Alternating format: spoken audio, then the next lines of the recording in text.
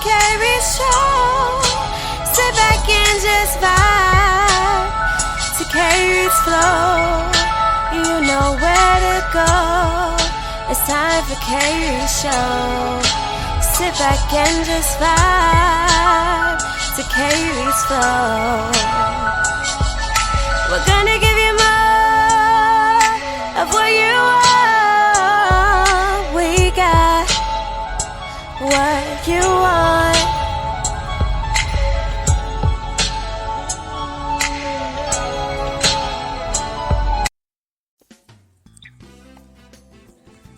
Welcome everybody to the K Reed Show. Hi, I'm your host K Reed. It's a wonderful day. It's a phenomenal day. If you're just not tuned into the show, you in for a real good treat, okay? Because on the line, I have a lady, an actress who's been around for a very long time. She's been on Living Color, Moesha, Martin. Every possible TV show that was ever been made. She's appeared on these 3 shows. She's also been in the movies called Kingdom Come, Hair Show, 3 Can Play That Game, The Preacher's Son, and she also starred in the Bernie Mac Show for 5 seasons as Wanda. Okay, I'm talking no other than Miss Kellita Smith. How you doing? I'm fantastic, and yourself? I'm doing great. Glad you come on the show today. Thank you for that intro. It sounds like you know all my business. I just do my homework. You know, I got to do my homework. You know, but you know, like I said, you've been around for a long time, so you've been doing some great things in this film business. So everybody know who you are. You know, it's all facts. You know. Thank you. Appreciate you. Like I said, just let's get it started, get it rolling. We going through some. Matter of fact, what's going on right now? How you dealing with COVID-19? How you maintaining this time right now? First. COVID-19. Okay, the quarantine. So I ate all my groceries the first 2 weeks. Yeah. Yeah. So that's a wrap. Oh, right. I cleaned up probably 7 times. I realized I don't really like cleaning. Okay. And I am now to the place where I realize this might be a mini vacation, because once this is over, we're all going to get real busy. So I'm really grateful and thankful for this time right now. Right. Taking some time to reflect and everything and relax. Yes. It took a minute, though, because at first it was like, what is this? What am I supposed to be doing? And why are we doing this? And coronavirus, well, I got the old English virus. I was just drinking. Right. Okay, let me calm down. Let me calm down and then refocus. And actually now I'm much more productive than I was in the beginning. Right. I believe everybody's taking those same steps, you know? Yeah. It was very odd, right? It was odd to have to be still. Yeah, it was odd. But you know, some an NBA ball player brought it to my attention. He was like, the NBA kind of kicked it off. I don't know if you watch sports too much. You know what I mean? When they shut it down, I knew it was a problem. I said, first of all, America is going to shut down their money. We got a problem. Got a problem. Yeah. But you know what? I appreciate that the measures were taken. I would appreciate that the facts are accurate and that we as a people aren't being taken advantage of and that we are being taken care of. And that's really what my hope and my energy is about all of this COVID-19, because there's, mixed reviews. There's a whole bunch of conversations going on. And I'm preferring that, it's a whole bunch. And some of them are just, it's kind of odd to think that a group of people or a group of men of a hierarchy would, be equal to a global society like that. Right. Hey. Yeah. I don't know if you understand my conversation, what I'm saying, but there's a conversation that, this was put on purpose. Yeah, to depopulate, right. Yeah, which is it's horrible to think that. Yeah. And you never know. Like I said, I'm not. I'm just a man of faith, me. So I just put my life in God's hands. But I don't know what's going on behind the curtain. But listen, and I think there shouldn't be no curtains. There should be a glass door. We should be able to see what the hell is happening. Hey, well. That's a whole other conversation right there, That's a whole other conversation. Listen, I know, we got time to think, so my mind is thinking. Here we go. That's cool. That's cool. How you doing in it? How you doing in it? I'm just maintaining, working stronger than ever. You know, just doing my thing. You know, doing my thing with the K Reed radio show, and you know, we just like you said, a lot of guests is coming through. A lot of guests is coming kicking it with me right now.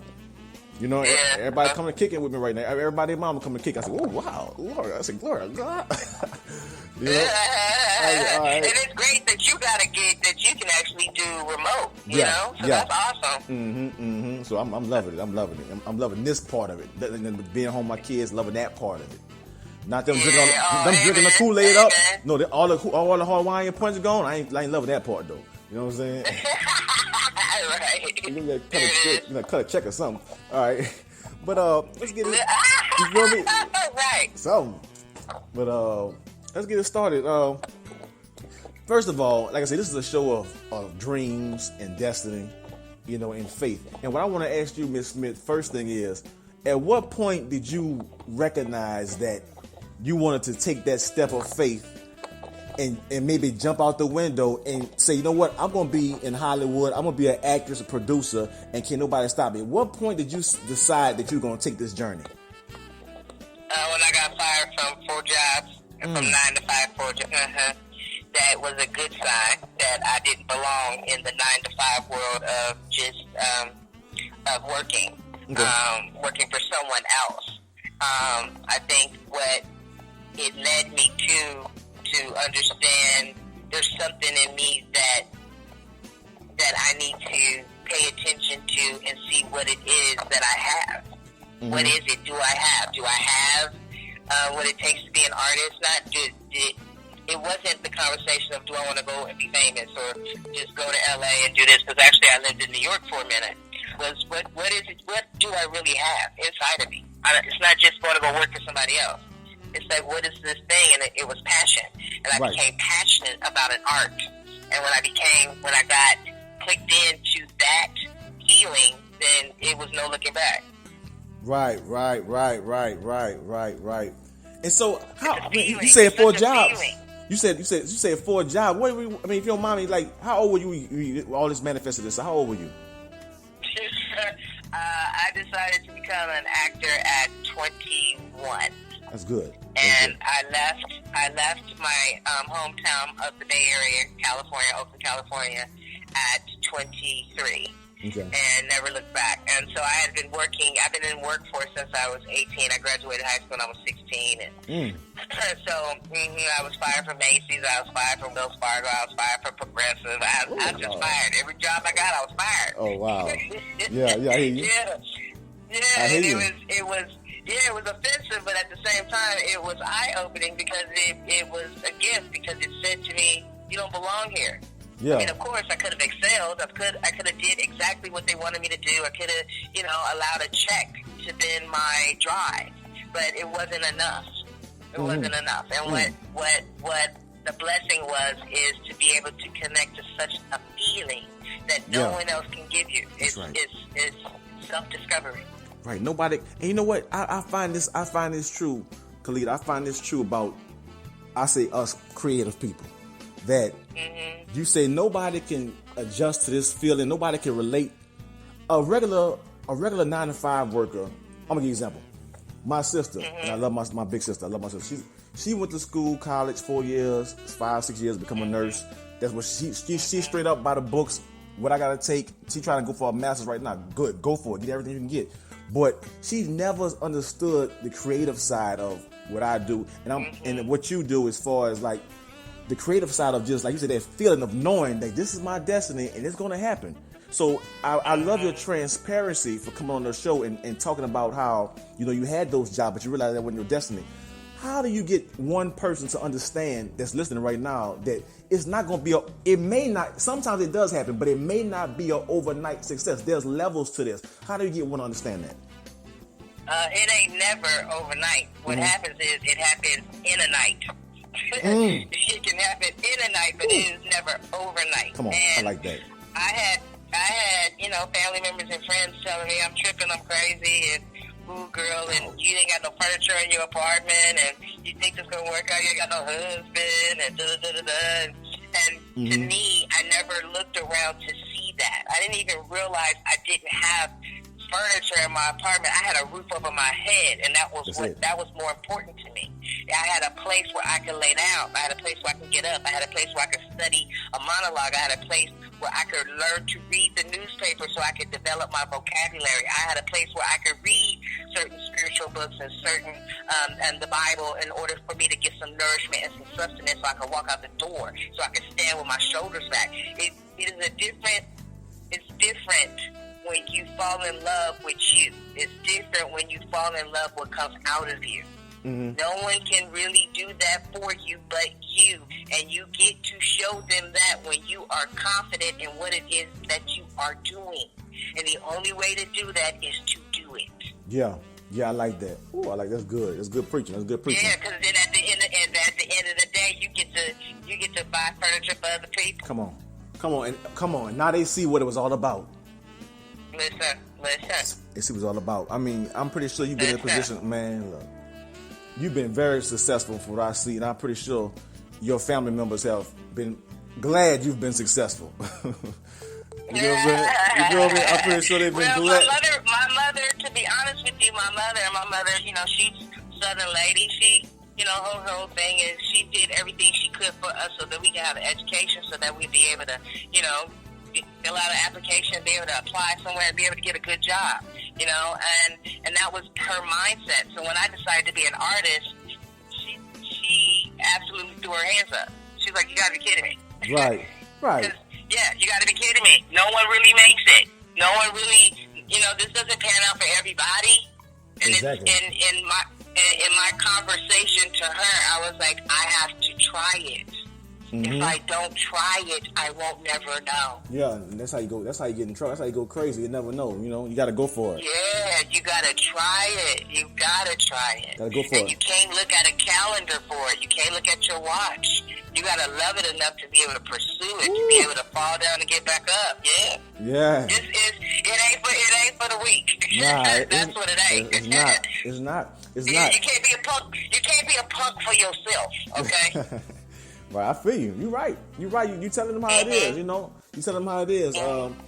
And on this journey, like I said, on this journey, okay, in Hollywood, for example, as far as going out for roles and stuff, how competitive is it? Because I've seen you, and like I said, I wasn't playing in the intro of this show. I've seen you for years, and probably over hundreds of TV shows and films. So that lets me know you're beating out a lot of people in these roles. Am I right or am I wrong? You feel me? You know, it's a highly populated business, and there are people that get in it for, you know, a multitude of reasons. And I think that the roles that I've gotten, because they were meant for me, they were mine. I think when an actor decides to go for it, you don't go in saying, I'm going to beat out this person, I'm going to beat this person out. You're going in to say that this is my job. Yeah. I'm going to go get my job. Yeah.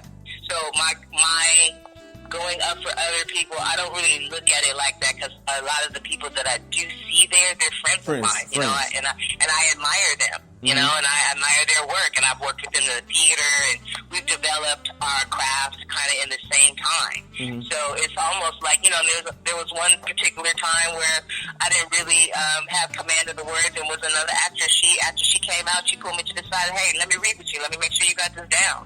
You know, so it's more of you being committed to the role, or you being committed to the audition appointment, showing up and being able to be present, so that when you walk away out that door, you know you gave your best, right, whether the job goes to you or not.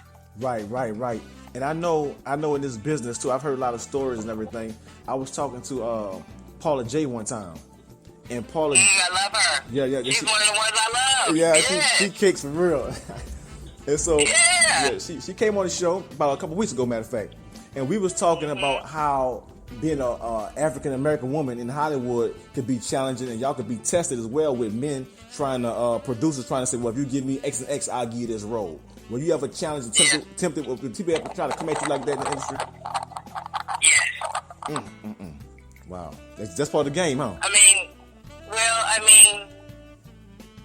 think that's the sad thing is that is a societal pitfall. Yeah. You know, there are certain men that use their position because they are in a space where they feel powerless, even though they are in position of power. Right. And, and some men are just greedy. They just feel like they should have you. When the truth of the matter is, when you are crafting a craft as an artist, you don't want anyone to bastardize it. Yeah. So you're confident enough to be able to walk away. That's right. Because this is a gift. That's right. You don't get to rob me of my gift. I developed this. That's right. That's right. Yeah, so it was no problem for me to walk out the door. That's I mean, right. I felt it when it was time to pay rent. I hear you. But you can walk away with your head held up high, though. Yeah, indeed. And it's come full circle. I've ran into some of those people again as I was going up. Yeah. Wow. Yeah. Wow. So, on the journey, I believe, like I said, you've been in so many different films and TV shows, but you had one in particular to me personally, the Bernie Mac show, to where it's like, it just was legendary. And I mean, y'all just had a fire cast, a fire script. How did you come about getting on that Bernie Mac show? Prayer. Because they told me no twice. Oh, word. Yeah, they told me no twice. So you never knew that kind of stuff. I went in, so the third time I went in, basically they had already had somebody that they wanted. And the president of Fox at the time, Sandy Grushaw, wasn't sold on that person at the time. And said, you know what, let me just get a new face because the person had a name.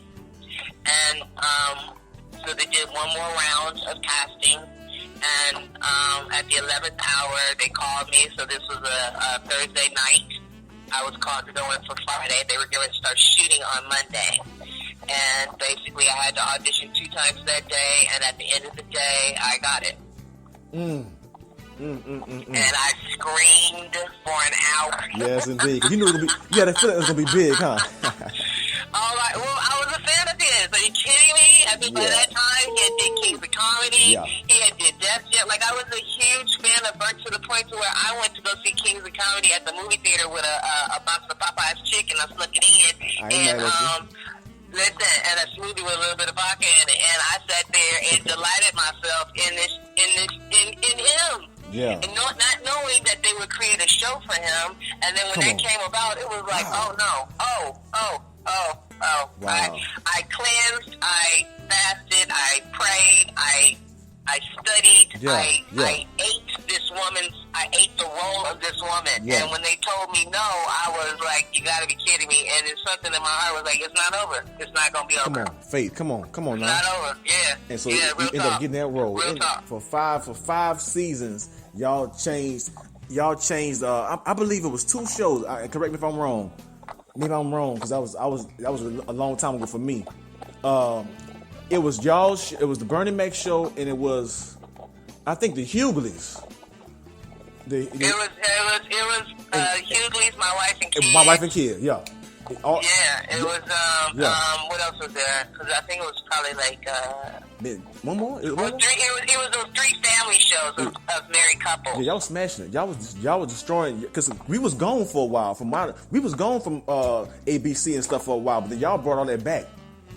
Y'all brought that back. Yeah. How was it with I know Bernie, rest in peace. How was it working with him? I mean, was he just a clown all day long? Had you laughing and joking? I mean, how was it working with Bernie Mac? Hell no, we had work to do. Shit. Word. Oh yeah. No, it was work, and it wasn't. Well, let me just say, it was a job. It wasn't work, right? Okay. We had a job to do because we had. First of all, he was trying to show the network that we didn't have to have a laugh track. We didn't have to have an audience. We could do a single camera, which is now precedented in a lot of TV shows now. But he really kicked it off. So it was important to get the job done.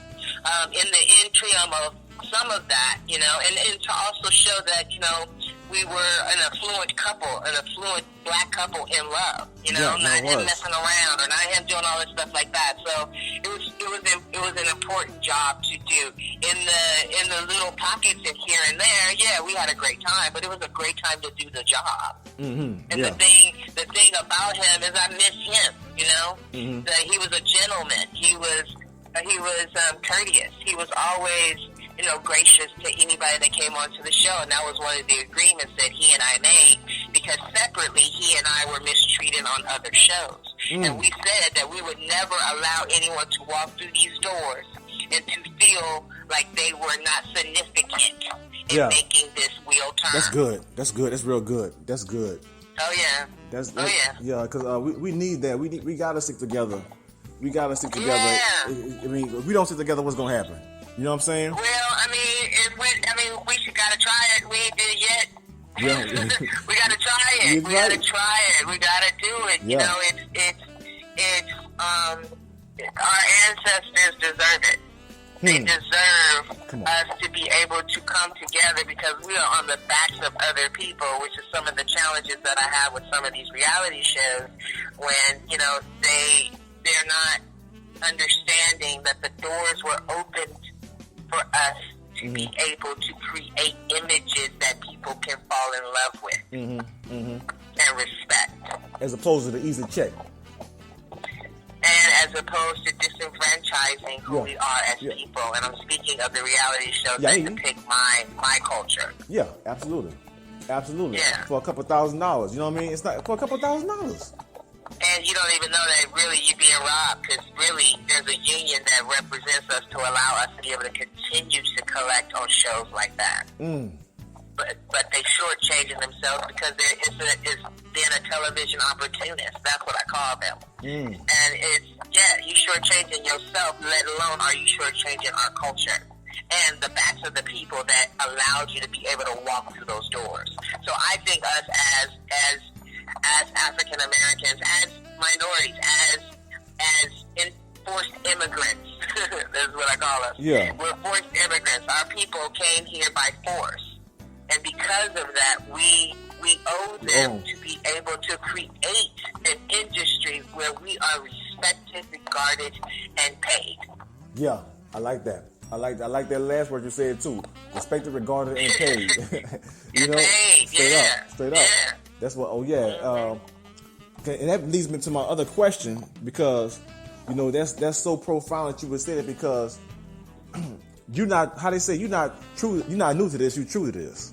Okay, so you true to the craft, and so when preparing for different roles, and you've played a lot of different roles, and you already kind of broke down just a little bit what you had to do with the Bernie Mac show.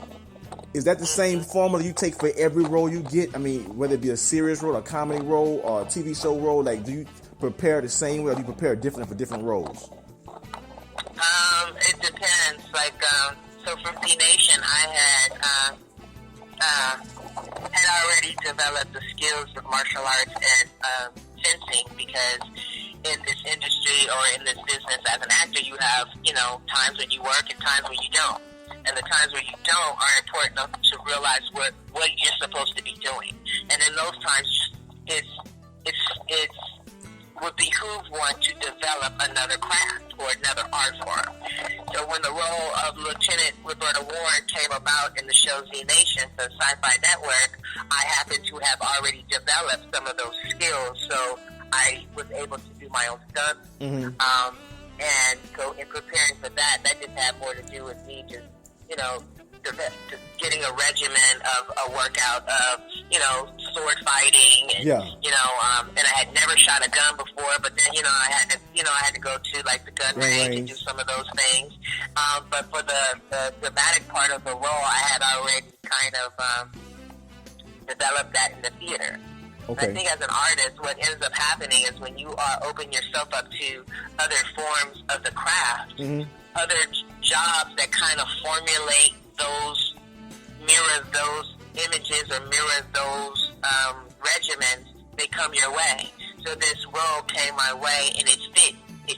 Yeah. So all I really had to do was learn my lines and be disciplined enough to just do the work. Right. If that makes sense. That makes sense. It makes sense. Okay. It definitely makes sense. It definitely makes sense because you gotta be disciplined as far as learning. I always wondered that about learning those lines and everything. Is that hard? I mean, this might be sound like a crazy question, but is that hard to learn all those lines?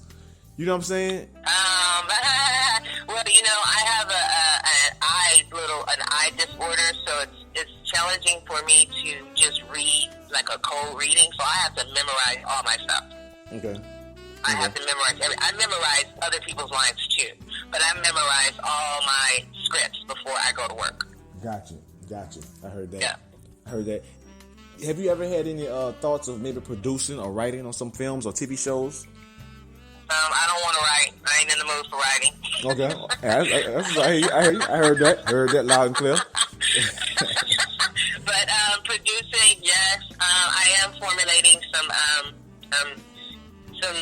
stand-up conversations. I'm not going to say stand-up, but, stand-up conversations because I feel like as a homage to certain comedians that I have came across that are no longer with me, I feel the need to not the need, but I feel the blessing to be able to open that portal for myself. Mm-hmm. I got you. So that would be the writing part, but writing for other people, no. I mean, definitely for myself, yes. I hear you.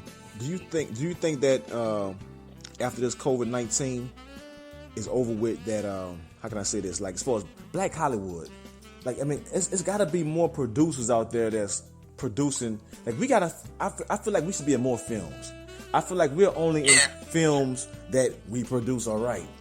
I feel like we should be in more films. Well, and I think part of what has to happen is that we just have to do more quality work. We have to put out more quality things and allow for our true gifts to come across. And then also distribute them in not just our own country, but across the seas. Because when you go abroad, then we cover the board of what we can do.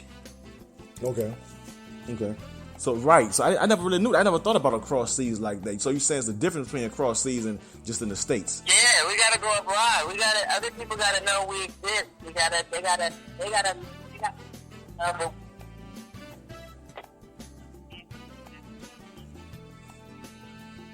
Hold on, you breaking up, Kellita. I can't hear you.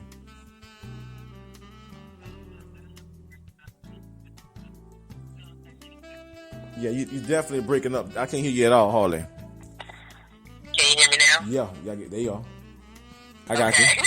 Got you loud and clear. I don't know where I left off. You were saying, what did we say? We just said about abroad, going abroad. Going abroad. Well, we have to tap into more of the reservoir of where films and television can reach. And then some of those things will change, and that comes with distribution. That comes with, pulling together as an entertainment, and not just necessarily as a culture, but as an entertainment facet. I think we have to culturally be an entertainment facet, and then we have to be a feature. Well, that comes with education, right? We got to get educated on that then, because a lot of people probably don't know that. We shortchange what we can do and what we can get out of this. Yeah. A lot of people just kind of produce because they want, to make some quick money, and they just small budgets, and then they don't really pay everybody, and so it doesn't reach most places. But if we can pull together funding, and then we can actually have a real plan, and then we start to distribute our things not just in this country and not just up the street, and start going abroad, we will see a shift and a change. Yeah. Wow. Well, that's good. That goes back to what you said earlier on. We're going to have to find some way to come together and stop talking about it, and just really make some things happen. That's what's going to have to happen at some point. Because we got the smarts to do it, man. We got the swag to do it, the smarts to do it. We got a plethora of ways to do it. I've gotten into a conversation with some friends because I question, what do fraternities really do? You asking me that? Because I'm confused. And it's a group of black men who came together to say that after they finish their developing of their education, that they will fortify in fortitude a societal presence as a group of men. Yeah. Now, financially, I question that. Well, socially, I question that. I mean, I don't know a frat that owns a grocery store. I don't know a frat that owns has even any shares in a sports team. Right. That's good. Yeah. That's good. I mean, this whole COVID. I mean, a bank. Maybe there's a bank or two, within the 50 states. I ain't even going to include Hawaii and Alaska at this point. I'm going to just say the 50. We ain't going to cross the water. Right. I hear you. So, I'm just, we don't own any, electrical company. Any of the 5 serious resources that helps keep this country going. Is there a frat that has a percentage in any of these things or own any of these things? It blows me away. I never heard it broken down like that. The entertainment, I know, or the entertainment business. Like, are there any frats that got any? I mean, can we get a, can we? Yeah. Can I get a whoop whoop? Can I get a what? Word. I feel that. I never thought. You know what, Kellita? I never even thought about it like that. What does a fraternity really do? I never really thought about what have you done. Like Pac said, how have you reached back to the community? Charity goes to the ghetto. Yeah, we're in a patriarchal society. We're in a society where it's a male code. Men are the apex of what this. I mean, we just talked about this whole COVID-19. It's a group of men that possibly have really just disturbed globally the existence of people. Man. So there has to be a group of men in our culture that has to be able to rise to the occasion to meet certain. Come on, come on. Yeah, I'm confused. I hear you. There's a good side, there's an evil side. So where's the good side? There's the heads and the tails. Why can't and maybe because I'm a child of the Black Panther Party, so forgive my little. I hear you. Speak on it, sister. Speak on it. I mean, speak on it. You speaking on things that people keep quiet. Yeah, but it's sexy, it's handsome when you have a group of men who care about a group of people. That's all. Cool. I appreciate that. So I'm not gonna keep it too long, Kellita. I know you're a busy woman. I want to thank you for coming on the K Reed Show, but I want you to give the audience, our listeners, what type of advice could you give them to stay inspired during their journey? For the ones that's trying to complete a journey they have, for the ones that have dreams and aspirations of not working at Walmart, which is nothing wrong with a Walmart job. You pay your bills on a Walmart job, but you get what I'm saying. The ones that have higher dreams of betting on themselves and now betting on what somebody can pay them. What can you give them as inspiration? Hopefully this conversation is that, but I would just say that you owe it to yourself to see who you are, see what you got. As Stanislavski said it best, love the art in yourself and not yourself in the art. Cool. Meaning love what God gave you. Don't fall in love with what the business will give you. Yeah, because you'll miss something, no? Yeah. And you ain't crazy. Yeah, cool. Say that again. You ain't crazy. Yeah. It's been a joy, Miss Kellita Smith, for coming on the radio program, K Reed Show. Like I said, you're a legend. You've been doing your thing for a long time. I wish you much success in all your endeavors. And thank you for being so transparent and coming and talk to the people and sharing with us, your story. You got it. I appreciate you, Chris, and I'll see you on the red carpet. You're listening to the K Reed Show with my homeboy, my main man, K-Dog.